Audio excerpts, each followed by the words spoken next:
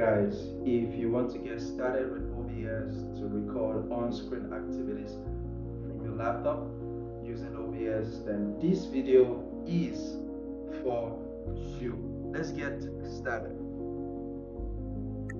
Hey guys, welcome to a new episode, and in this episode I'm going to be showing you guys how to record your screen using OBS. Alright, so we get started right away. First thing you want to do, you want to come to where it says scenes here, the bottom left corner of your laptop. You can follow my arrow, this pink dot icon here in the shape of an arrow. So you go to the plus sign, we're going to add a new scene, and then let's name it scene 2. You say okay, you can name it anything you want. Then the next thing you want to do is come to sources, just right beside it, another dialog box just right beside scenes named sources.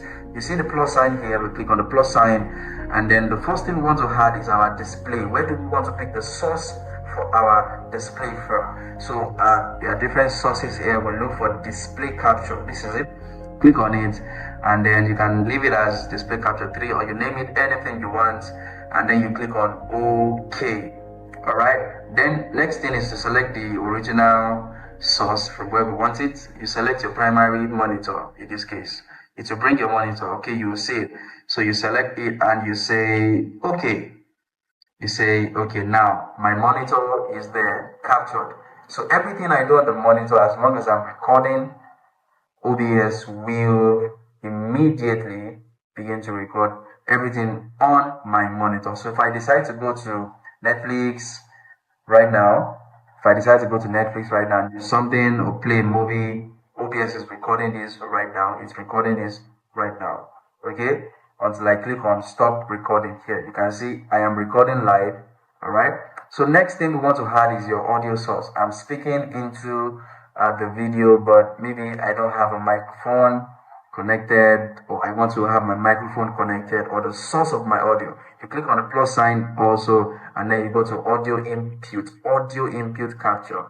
Alright, there's output, which is for speakers, the input is for microphone. Alright, you click on OK, and the next thing you want to do is select your source for audio. So you can use microphone array. This is my default microphone array. You can leave it at default. Let's see what will happen. But in this case, it might be choosing between two microphones if there are connected to this particular device. So I would advise you pick the particular microphone from your laptop. So I'll use this, then I'll say okay, and then the next thing I want to do is look below. You can see the input from my audio is already coming through here, through the faders that we have here, showing us the frequency of the sound.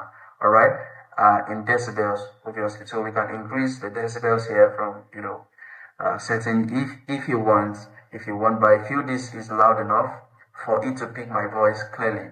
All right, so I want those going at that level, and it's okay. I don't need to edit it. So you can see it's coming in, and if you want, you can add your picture, your audio, the video, just like you saw here, just like you saw in this scene, something like this, if you want. So to do it here, just go to plus, and then you click on video capture. All right, let's look for video capture. See video capture device. You click on it, and then just say okay. You see, I'm here live and direct.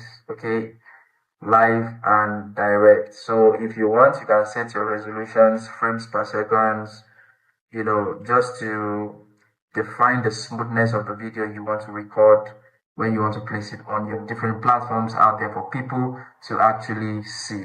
All right, so I'm not doing that video for this, but just make sure you know how to do it in case you want to make tutorial videos for your community or your followers. All right, so I'll just say okay, and you say it's there staring at me, that's me.